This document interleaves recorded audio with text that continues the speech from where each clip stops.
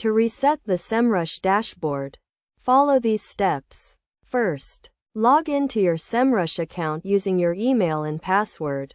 Once you are logged in, navigate to the dashboard by clicking on the Dashboard tab.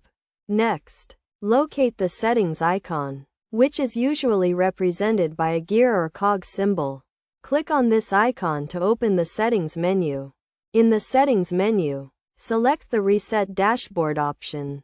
You will be prompted to confirm that you want to reset the dashboard. Confirming this action will remove all customizations and revert the dashboard to its default settings. This includes removing any custom widgets, filters, or other personalized settings. Before confirming, make sure you have saved any important data or settings, as this action cannot be undone. If you are sure you want to proceed, click the Confirm button. The dashboard will now be reset to its default state, with all standard widgets and settings reapplied. You can then begin customizing the dashboard again to suit your needs.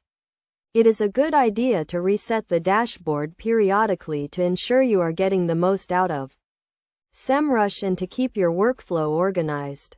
Additionally, resetting the dashboard can be useful if you are experiencing any technical issues or glitches, as it can help to resolve these problems by following these steps.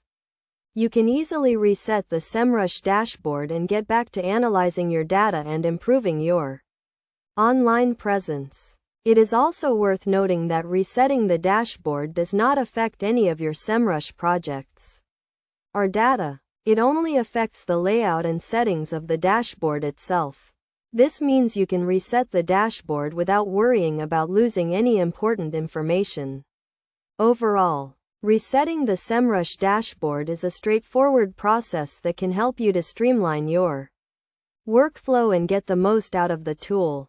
By following these steps and best practices, you can keep your dashboard organized and ensure you are getting the most out of Semrush.